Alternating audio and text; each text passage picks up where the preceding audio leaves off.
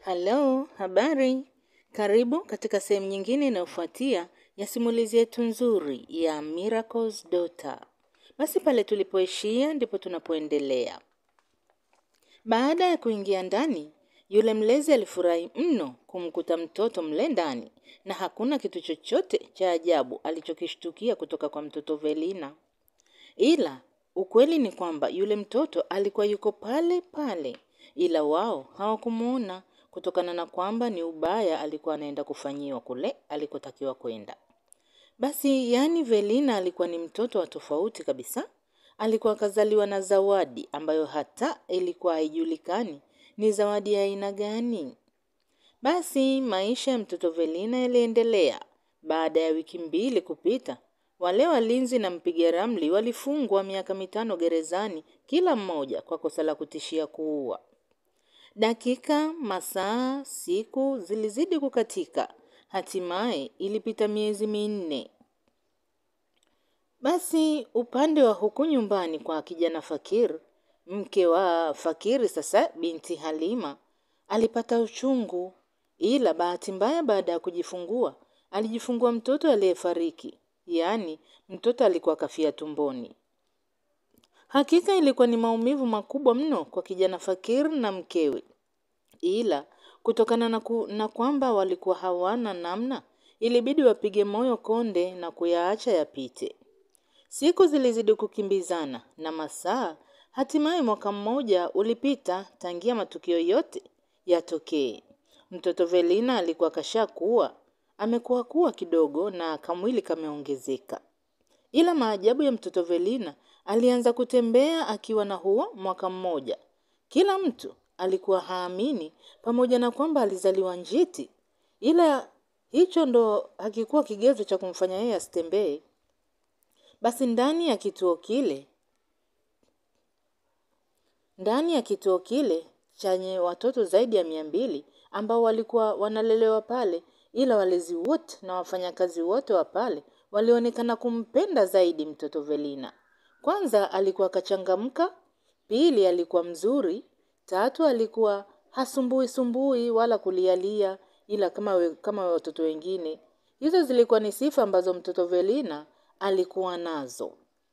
Basi kutokana na mtoto huyo kupendwa zaidi na walezi wa pale kituoni, hiyo ilimfanya mpaka kuwakatalia baadhi ya watu ambao walikuwa wanakuja kuchukua watoto pale kituoni na kuondoka nao.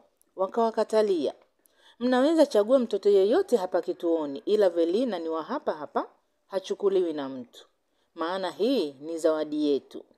Hiyo ndio ilikuwa jibu ambalo baadhi ya watu waliokosa mtoto wakiwa wanakuja kuomba watoto pale walikuwa wanajibiwa na walezi wa pale.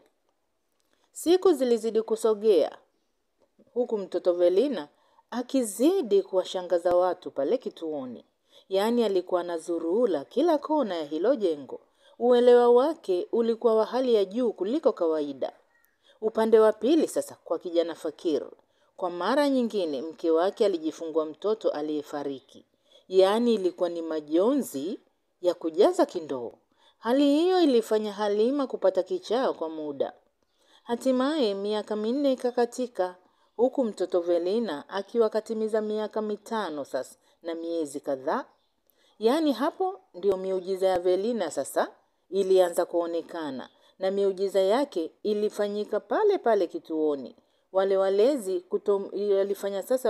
wa pale kituoni kutompenda tena mtoto Velina, maana alionekana ni mtu ambaye anaharibu mipango yao ya siri na kuwaingilia katika baadhi ya mambo. Basi kituo kile kilikuwa kinasifika kwa kulea watoto wengi tena vizuri. Ila ndani ya kile kituo cha kulelea watoto yatima kuna siri nyingi zilikuwa zinaendelea nyuma ya pazia. Ila baada ya mtoto Velina kufikisha hiyo miaka 5, mambo yalianza kuwa moto. Mziki siku moja ulianza. Siku ya mwaka mpya hiyo, katika kituo kile watu mbalimbali walikuwa wanakuja kuwatembelea watoto yatima huku wakiwa wanaleta vitu mbalimbali kwa ajili ya hao watoto, hasa ilikuwa siku za sikukuu. Lakini wakubwa wa kituo kile walikuwa wanajinufaisha wao wenyewe badala ya kuwapa wale walengwa, yani watoto yatima. Ilikuwa ni siku ya mwaka mpya. Kuna kiwanda cha kutengeneza vinywaji siku hiyo kilijitolea na kupeleka zaidi ya katoni 500 za juisi kwenye hicho kituo, na walifanya hivyo kwa ajili ya kuwafariji watoto, wale watoto yatima ambao wanaishi katika hicho kituo. Na miongoni mwa watu hao, ila ndani ya kituo hicho, wasimamizi wa eneo hilo walikuwa na tabia ya kuuza vile vitu wanavyoletewa badala ya kuwapa watoto. Velina alikuwa hajioni kama ana tofauti na wenzake.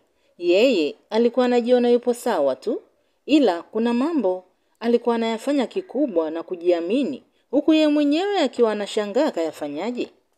Basi Velina alivuta turubai ambalo lilikuwa limefunikwa juu ya zile juisi. Aliona katoni za juisi zimepangwa kule store. Velina kitu alichokifanya, alienda kuwadanganya watoto wenzake wote ambao wapo pale kituoni kwamba kuna juisi jamani kule tumeambiwa tukachukue. Basi fursa kama zile zilikuwa adimu sana pale kituoni. Watoto zaidi ya 100 ambao walikuwa na uelewa kidogo na uwezo wa kutembea walifurika kule store, huku kila mtu akiwa anajibebea juisi zaidi ya 2. Walezi wa kile kituo walikuwa wamekaa kwenye kikao kule wanajadiliana baadhi ya mambo. Walisikia makelele upande wa pili huko. Basi baada ya kutoka na kuelekea huko, walibaki wameshika vichwa kwa kile walichokiona. Yaani store kulikuwa kweupe, huku watoto wakiwa wanaruka na kucheka. Huku juisi na kwambia zikiwa mikononi, wale wenye midomo mikubwa nao ndo walikuwa wameshakunywa zote, wamezimaliza makopo wameyarusha chini. Hakika siku hiyo wakubwa wa hicho kituo walikasirika mno. Yaani watoto wote walikusanywa huku wakiwa wameshikiwa fimbo. Baada ya kipigo cha fimbo, watoto wote walimtaja Velina kwamba ndio aliyewaambia kwamba kule kuna juisi store. Kwa kuwa yalikuwa ni matukio ya mwanzo kwa binti Velina, hayakuonyesha kwamba yeye ni mtu mbaya, na waliamua kupotezea na kumsamehe. Siku hiyo zilipita na siku zingine kama 3 hivi. Pale kituoni watoto kama 2 walipotea. Ila mtu pekee aliyegundua kwamba kuna watoto wamepotea alikuwa ni binti Velina, yaani pamoja na udogo wake. Alijikuta tu anajua mambo makubwa. Basi pamoja na Velina kujua hali hiyo, aliamua kukaa kimya tu. Ulipita mwezi mmoja. Kuna kampuni ya wazungu ilikuja kuwatembelea watoto pale kituoni na kutoa baadhi ya misaada. Kampuni hiyo ilileta nguo za kutosha zikiwa zimejaa kwenye mabegi, pia walileta na pesa ya kutosha. Basi kama kawaida wakubwa wa kituo kile waligeuza ule ni mradi, yaani zile nguo zote walizihifadhi kwa ajili ya manufaa yao, na zile pesa zilizoletwa walizigawa siku hiyo hiyo. Masaa yalizidi kusogea. Ilipofika mida ya kama saa 3 usiku, Velina aliamua kutoka nje. Na yaani alienda moja kwa moja, alinyoosha mpaka kwenye zile ofisi ambazo nguo zilikuwa zimetunzwa, na binti huyo aliingia ndani bila hata kufungua mlango. Yaani alijikuta tu kaingia ndani. Basi usiku ule Velina alianza kusombelea zile nguo na kupeleka kwenye mabweni wanayoyalala kule. Yaani alisomba zote.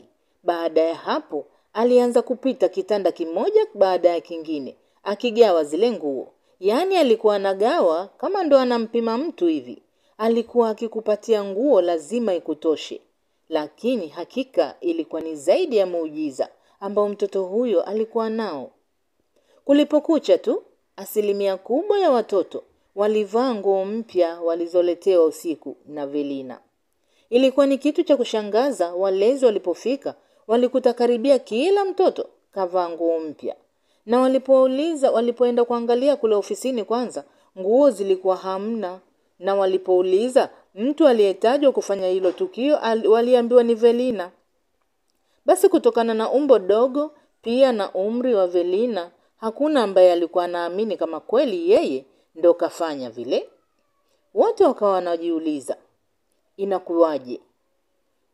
Basi baada ya jambo hilo kufanyika, wale wafanyakazi wa pale wakawa wanajiuliza inawezekana vipi? Binti Velina aliulizwa, lakini alibisha kwamba yeye hajafanya kitu kile, bali yeye aliitwa tu na mtu akaambiwa wagaie wenzake. Kutokana na maelezo ya Velina, basi wafanyakazi wa pale walianza kushikana wenyewe kwa wenyewe, huku kila mtu akiwa anaona kweli Velina hawezi kubeba nguo zote mle ofisini, halafu ukichukulia na udogo alionao na mlango pia ulikuwa umefungwa. Basi tukio hilo lilipita, huku mhusika kamili akiwa hajulikani na ni nani. Zaidi ya wafanyakazi wa pale kuhusiana wenyewe kwa wenyewe wanahisiana sasa. Upande wa pili kwa Bwana Fakir pamoja na mkewe Halima, hali ya wao kuzaa mtoto aliyekuwa anafia tumboni iliendelea tu. Yaani alikuwa anakaribia mtoto wa 4 sasa kuzaliwa akiwa amekufa. Basi siku hiyo Fakir na Halima wakiwa wamekaa huku wanajadiliana kuhusu kwenda kwa mganga wa kienyeji, mara walisikia mlango unagongwa. Fakir alipofungua mlango, sura aliyoiona pale mlangoni ilikuwa sio ngeni machoni pake. Alikuwa ni yule mganga mpiga ramli wa kijiji, Mzee Mahuma. Yaani alikuwa baada ya kukaa tu gerezani miaka 5 ndo alikuwa ametoka. Na alipotoka na wenzake alitoka nao, ila kila mtu akaamua kupita njia yake. Basi mzee vipi? Mbona hapa? Au ndo nyewe wa kipindi hiki mlikuja kunifanyia fujo hapa? Fakiri aliuliza huku anachanganya na hasira swali lake, akichanganya na machungu ambayo alikuwa nayo kwa wakati huo. Basi akasema, kijana, mimi ndo nimetoka gerezani, sina pa kwenda.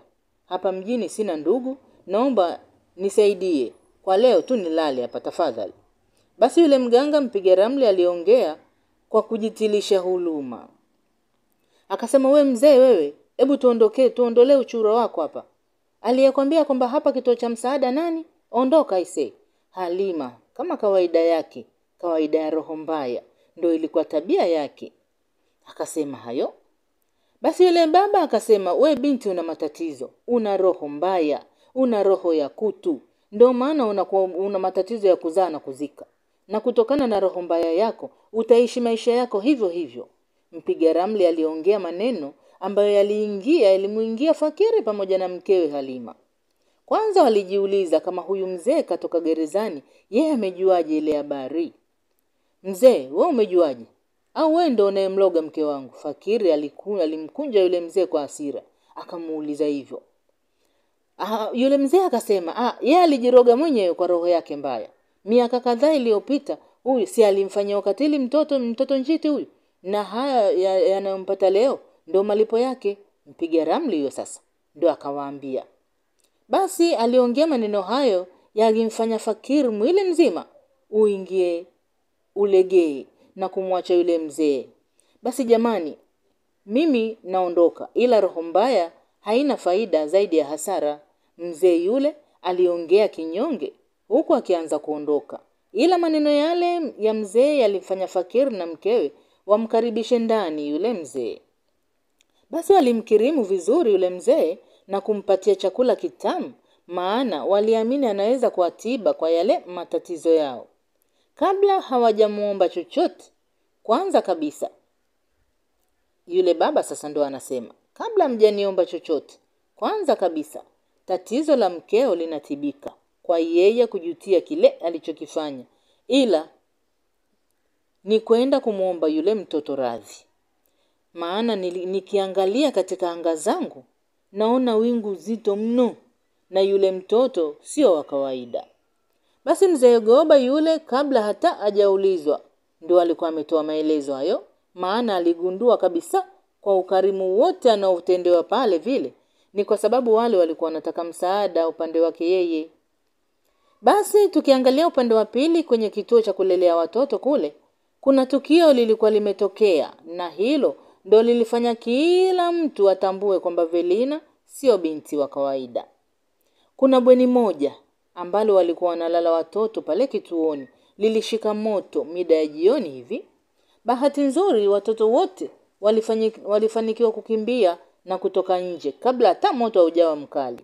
Ila bahati mbaya kuna watoto 2 wadogo ambao hawawezi, walikuwa wamebakia mle ndani. na tayari moto ulikuwa umetanda nyumba yote na vitu vya mle ndani vilikuwa vimeshika moto. Umefanya moto ukawa mkali mkubwa zaidi. Basi kila mtu aliyeko pale aliogopa kuingia ndani, kuwatoa wale watoto kutokana na moto kwa mkali mpaka mlangoni. Na wote walikata tamaa kuhusu wale watoto, ila kutoka kusikojulikana, binti Velina alizama ndani, tena akiwa kapita katikati ya moto. Velina, rudi! Rudi Velina! Velina, we mtoto wewe, utaungua, rudi! Miongoni mwa mama wale walezi walieleza, walimtaja wakamuita Velina kwamba arudi, lakini Velina wala hakutazama hata nyuma, alizama ndani. Basi zilipita dakika kama 10 hivi, huku moto ukiwa umewaka mpaka unataka uanze kuzima. Binti Velina alitoka akiwa kawafunika na kuwabeba wale watoto wawili pamoja na udogo wake. Alikuwa kawabeba wale watoto kama mtu mzima. Bahati mbaya mtoto mmoja alikuwa tayari kafariki kutokana na kwamba alidondokewa na moto, ila mwingine alikuwa mzima kabisa. Basi kitu cha kushangaza ilikuwa sio Velina kuwabeba wale watoto na kutoka, bali ilikuwa ni kwamba huyo Velina mwenyewe, sio Velina mwenyewe wala sio nguo zake ambazo zilikuwa zimeshika moto, alikuwa hajaungua hata kidogo. Ndio hicho kilichowashangaza watu. Kila mtu akawa anashangaa. Yaani binti Velina alikuwa hajababuka hata sehemu. Kama alivyoingia ndivyo alivyotoka. Kila mtu alibaki kumkodolea macho Velina. Hakuna aliyethubutu kuongea wala kusogea wala kumuuliza kitu. Velina yeye alikuwa anaona ni kawaida tu. Yaani alikuwa na yeye anawashangaa watu wanavyomshangaa. Velina, hujaungua? Basi mama mlezi alivunja ukimya na kumuuliza, na Velina aliitikia kwa kichwa kuonyesha kwamba hajaumia. Waandishi wa habari walifika pale kituoni kuja kupata matukio mara baada ya kusikia kwamba kuna jengo limeshika moto. Ila walezi wa pale waliamua kuficha kile kitu cha maajabu ambacho kilikuwa kimefanywa na mtoto Velina. Basi kuanzia siku hiyo Velina alianza kutazamwa jicho tofauti na walezi wa pale, na hata watoto wengine nao pia walianza kumtazama kwa jicho tofauti. Zilipita siku 2 wakiwa ni majira ya saa 2 za usiku. Wahindi kama 5 hivi walifika pale kituoni, huku lengo likiwa halieleweki. Na walinzi hao walikuwa wakija tu pale kituoni, lazima watoto 2 au 3 wapotee pale kituoni. Tena walikuwa wanapotea kimya kimya. Basi kama kawaida walinzi wale walikutana na wakubwa wa kituo. Walizungumzia wanayojua wao na kukabidhiana vitu wanavyovijua wenyewe. Baada ya hapo watoto 3 waliletwa mle ofisini na kukabidhiwa kwa wale Wahindi.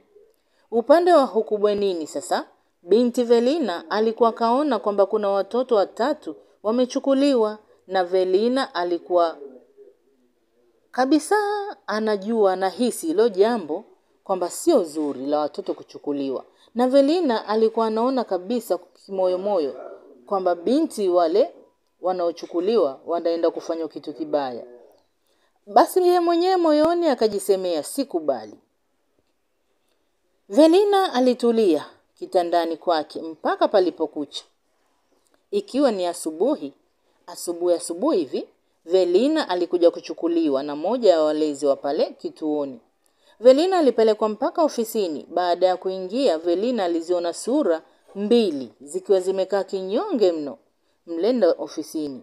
Alikuwa ni Fakir na mke wake Halima. Velina, hawa ni ndugu zako, hebu zungumza nao, mlezi alimwambia Velina. Baada ya hapo yeye alitoka nje na kumwacha Velina na wageni wake mle ofisini. Velina akasema, kabla hamjaongea ambacho mnataka kuongea, kuna kazi nataka niwape. Mkifanikiwa, hiyo ndio itakuwa msamaha wenu. Mkishindwa, tusijuane. Haya yalikuwa ni maneno ambayo yaliyofanya Fakir na Halima washangae kupita kiasi. Yaani japokuwa walikuwa hawajamuelezea shida yao, mtoto Velina tayari alikuwa ameshajua kile kilichowaleta pale. Haina shida, binti yangu, kazi yako nitaifanya tu. Fakir aliitikia kwa ustaarabu huku akiwa hajui ni kazi gani. Okay, tuondoke. Velina aliongea maneno mawili na kuingia na kuanza kutoka nje, huku akina Fakiri wakiwa wanamfuata nyuma. Kitu cha kushangaza, Velina alinyoosha moja kwa moja mpaka kwenye lile gari ambalo akina Fakiri walikuwa wamekuja nalo. Baada ya kufika, binti Velina alifungua mlango na kuingia ndani ya gari. "Hey, we mtoto, kazi gani hasa hiyo uko ndani ya gari? Mbona tena kwenye gari?" Halima aliuliza kwa sauti ya ukali na makasiriko, ila mumewe alimkonyeza kwamba atulie na atulize komwe. Basi Fakiri na mkewe hao walizama na wenyewe ndani ya gari, na Velina alianza kuwaelekeza wapi waelekee. Japo kuwa Velina ni mara yake ya kwanza sasa kutoka na kuzunguka mtaani, ile ilionekana anapajua vizuri kila sehemu, maana alikuwa anamuelekeza Fakiri njia ya kupita kwa ufasaha zaidi. Basi safari yao ikaenda moja kwa moja kwenye hoteli mojawapo ya nyota 5. Binti Velina akasema, ndani ya hoteli hiyo kwenye chumba namba 34 kuna watoto 3 wapo mle. Kazi yenu sasa itakuwa kwenda kuwachukua hao watoto. Baada ya hapo mkakae nao kule kwenu siku 2. Na mkae nao siku inayofuatia muwalete pale kituoni kwetu. Mkishindwa hiyo kazi, tusifuatane hiyo kesho. Haya yalikuwa maneno ya kikubwa kutoka kwenye kinywa cha binti Velina. Yaani kwa jinsi alivyokuwa anaongea kwa msisitizo, ingekuwa ni ngumu sana kwa mtu yeyote kukubali kwamba Velina ana miaka 5.5. Baada ya Velina kuongea maneno hayo, kuna funguo aliwakabidhi kwa ajili ya chumba hicho.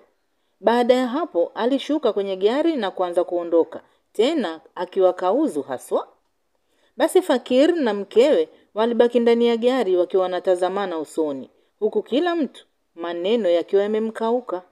Fakir, mme wangu, hivi huyu ni binadamu au pepo fulani hivi? Mbona sielewi? Halima akiwa anaogopa mno aliongea. Halima, hebu kwanza tufanye kile alichotuambia, maana mimi mwenyewe hapa hata sielewi vile vile. Naona giza kwa kweli, kama wewe. Basi Fakiri akiwa anafungua mlango wa gari alimjibu mkewe. Wawili wale walishuka na moja kwa moja walizama ndani ya ile hoteli. Yaani bila hata kupitia mapokezi, moja kwa moja walizama mpaka ndani ya hoteli ile na kupandisha ngazi mpaka ghorofa ya juu kabisa. Na kweli walienda mpaka chumba kile namba 34 kama walivyoambiwa. Walifungua, ndani ya chumba hiko kulikuwepo na watoto 3. Fakir na mkewe Halima walitoka na wale watoto 3 na kuondoka nao. Yaani wafanyakazi wa pale hotelini walishindwa hata kuwahoji kina Fakir. Kama Velina alivyowaelekeza, Fakir na mkewe waliwachukua wale watoto mpaka nyumbani kwao na kwenda kukaa nao siku 2.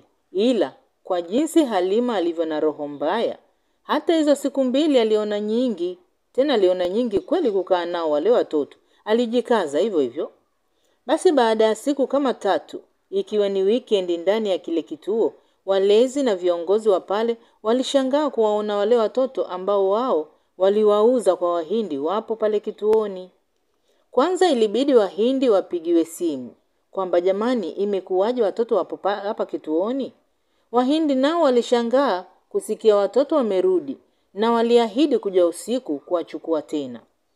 Masaa yalisogea na kweli ilipofika usiku wale Wahindi walirudi kuchukua mzigo wao, maana kama ni pesa walikuwa wameshazitoa tena za kutosha kwa wale wakubwa wa kituo, na haieleweki kwamba walikuwa wanawafanyia nini wale watoto. Basi kama kawaida wale walezi walipofika pale wakawaita watoto, wakaenda kwenye mabweni yao kule wakawachukua wale watoto. Baada ya hapo waliingia nao ofisini. Ila dakika ile ile binti Velina naye alifika mle ofisini, tena akiwa serious kabisa kama mtu mkubwa. Velina, umefuata nini huku? Basi mama mmoja mlezi alijichekesha akamuuliza Velina. Aha, na mimi nataka kwenda huko kwa wanakoenda hawa. Velina aliongea huku na yeye akiwa anataka kuungana na wale watoto 3. Yule mama akasema, hapana Velina, wewe nenda kalale. Utaenda siku nyingine, sawa mtoto mzuri? Yule mama anambembeleza sasa Velina. naomba msiondoke na hawa, maana lengo lenu ni baya, la sivyo yatawakuta makubwa. Velina aliongea maneno ambayo yalifanya kila mtu abaki kakodoa macho. Kwanza hawakumuelewa na hawakuelewa ujasiri ule kautoa wapi. Halafu kajuaje kama hawa wana lengo baya. Velina aliondoka mle ndani, ila alikuwa kawaachia maswali mengi mno mle ndani. Basi kutokana na umri wa Velina, waliona itakuwa ni utoto tu. Waliamua kumpuuzia maneno yake. Wale Wahindi wakawachukua wale watoto na kuondoka nao kwa ajili ya kuwasafirisha kabisa, kuwapeleka wanakojua wao. Gari la wale Wahindi halikutembea hata kilomita 2. Lilipata bonge la ajali. Kati ya wale Wahindi watatu, mmoja alifariki pale pale.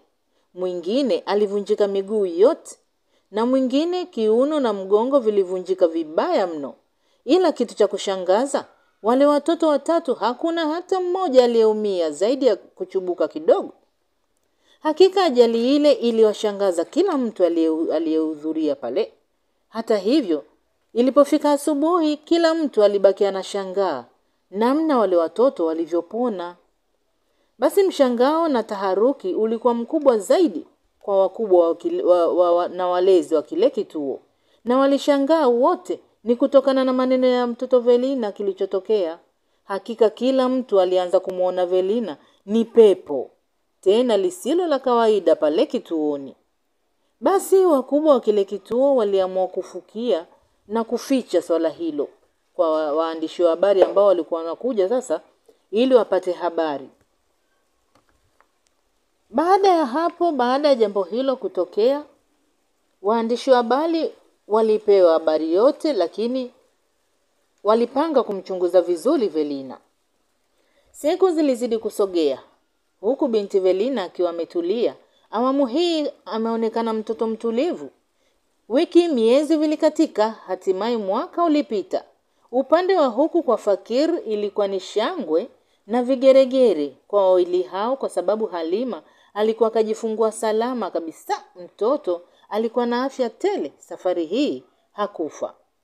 Basi furaha ya wawili hao ilifanya waandae zawadi kwa ajili ya kumpelekea binti Velina pale kituoni, kwa sababu waliamini yeye ndiye kawasaidia kupata huyo mtoto. Fakir na Halima walinunua nguo za kutosha kumpelekea mtoto huyu. Baada ya hapo walinunua na jogoo mkubwa. Walifanikiwa kuvifikisha pale kituoni, ila kwa roho ya kwa nini ya walezi wa kituo kile, walisema Fakir hawezi kuonana na Velina. Vile vitu walivyovileta basi watamkabidhi wenyewe mtoto huyo. Ni kweli, Fakir na Halima walikabidhi vile vitu na kuondoka. Yaani, dakika ile ile jogoo yule alichinjwa na kufanywa supu kwa wale viongozi. Hata zile nguo alizoletewa binti Velina nazo walizigawa.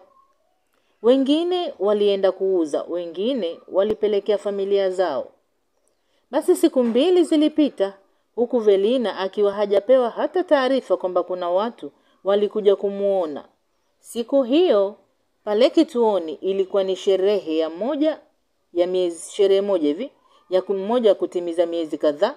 Basi mlezi huyo aliamua kusherehekea na wenzake pale pale kituoni, na walichinja kuku kama 3 na kupika pilau la maana. Basi naomba tuishie hapa kwa leo. Asante kwa kuwa nasi mpaka mwisho. Karibu katika sehemu nyingine inayofuatia ya simulizi yetu nzuri ya Miracle's Daughter. Na kama wewe ni mara yako ya kwanza kuangalia video zetu, basi ninakuomba usisahau kusubscribe ili uweze kupata taarifa pindi tutakapoleta video nyingine nzuri kama hii. Asante na kwaheri.